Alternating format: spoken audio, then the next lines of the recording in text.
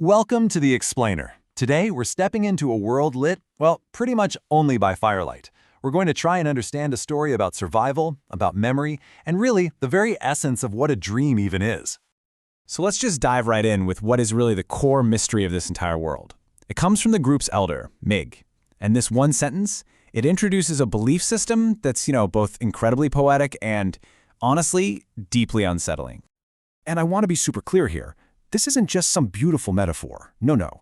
For this group, dreams are a biological inheritance, literally woven right into their being. This whole idea of marrow dreams shapes their entire existence, and it definitely hints at a danger we don't quite understand yet. So the way we experience this world is through the eyes of our narrator, Frenchie. He's a 16-year-old kid, and he has taken this belief so deeply to heart that he can almost feel it inside his own body. He pictures these webs in his bones, clotted with memories and dreams, a really powerful and kind of grotesque image.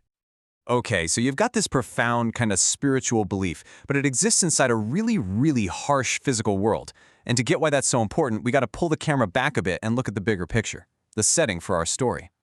So their whole sanctuary, their safe space, is this tiny little pocket of warmth and light. But step outside that firelight and the world is just broken.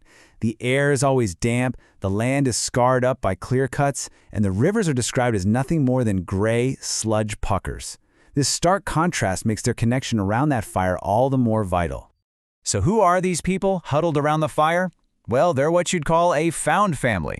They're not bound by blood or genetics, but by their shared circumstances and, frankly, just the sheer will to survive. And right at the heart of this little group are 7 kids and teenagers. And every single one of them has a past, a story that led them right to this fire, making them part of this new, kind of unconventional family. And this group, wow, it's such a mix of different kids.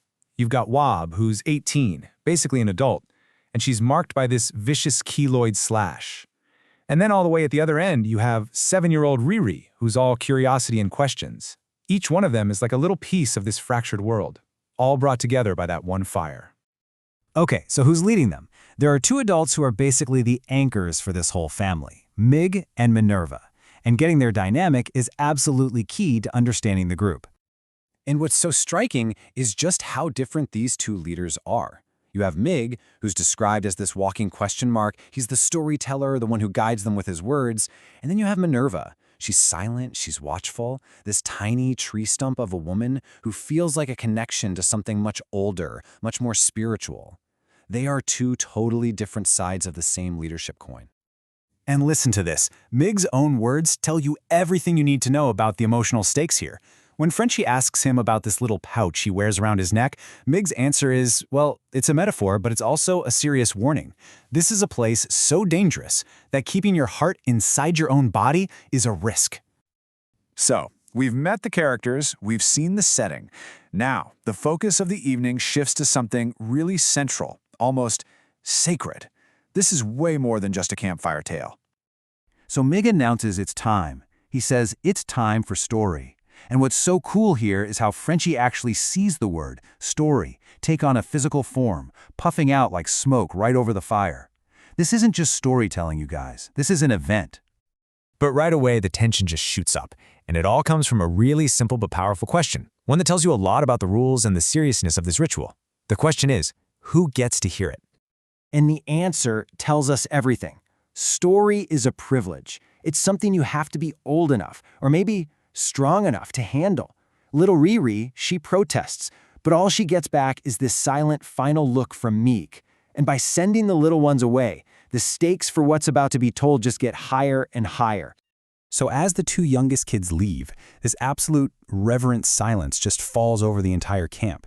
It's described as being so quiet that even the beetles in the dirt and the wind in the trees seem to stop.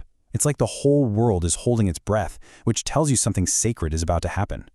And right there, on that precipice, with Meek's hand gesturing down to the very ground they're all sitting on, he begins.